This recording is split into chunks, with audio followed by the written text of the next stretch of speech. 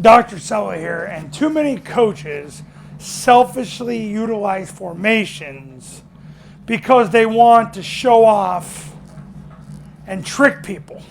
But really, they're tricking their players and they're tricking themselves.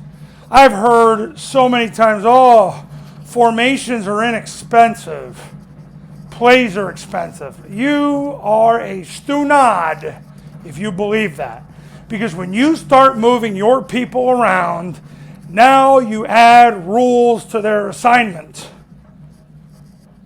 You add rules to their assignment.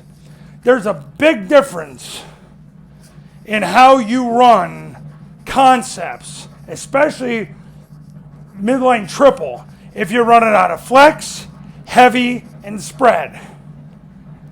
You're having people learn three different things, as if it was three different plays. Because when you compress the formation, it changes who blocks the deep defender, who blocks the run support, who's got to make the call. It's a lot of work. You split the receivers out and go spread. Now the receiver's got the deep defender, the A-back's got the run support. Now the A-back's got to make the call to determine if it's arc load or a tackle call. Whereas in flex, it's the receiver. Yeah, you can have the A-back do it, but he's going to be doing something different. And the same thing with heavy. Heavy changes everything because now you have a tackle on the side of where you're likely going to run the play. Now you got to count numbers to make sure they didn't go one way or another. And now you got to teach people what to do. So anybody who says formations are inexpensive, we're going to run a lot of formations, we're going to trick them, we're going to trick them good, you're a fool. It's a lot of teaching and it's a lot of work. Look, when you run midline triple, most of the time, almost all of the time, it's run out of spread. And at the high school level, you don't have enough time to be doing all these different formations.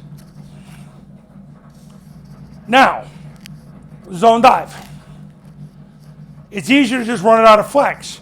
Can you run it out of heavy? Yeah. But now you got to teach your tackles two different things. Oh, well, that's not that hard. Yeah, it is. With Generation Z, sure it is. Not because of a lack of intelligence, but because of a lack of attention span.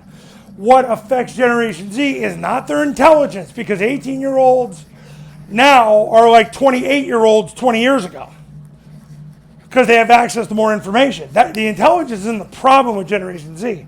The issue with Generation Z is attention span.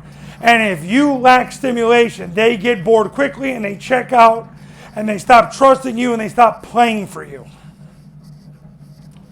So, for those of you out there who goes, oh, we're going to formation people like crazy.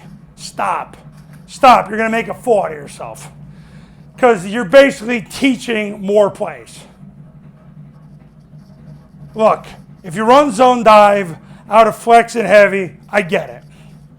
You really don't want to run it out of spread because you can't handle number two, which Air Force has already figured out you have to do. Mid-triple, run it out of spread. Trap, run it out of spread. Down, run it out of heavy. Toss, run it out of heavy. If you want to run it out of flex, have at it. Toss, we learned from Air Force this year, is a pretty big play. And not really learned, more reinforced. But anyway, formations are expensive. Formations are expensive. Formations are expensive. Don't be fooled by what you read on the internet or by some freaking goober on Twitter that doesn't know the difference between a screen pass and a screen porch, that really isn't a football coach but pretends to be on Twitter. Formations are expensive. Don't burden your players with them. Get your players to line up right and execute the right way the first time because they know what they're going. Because if they don't, that's a you problem. If they don't know what's going on, you go over and over and over so they can think with their feet and they can't get it wrong. That's the essence of coaching Generation Z. All right, talk soon.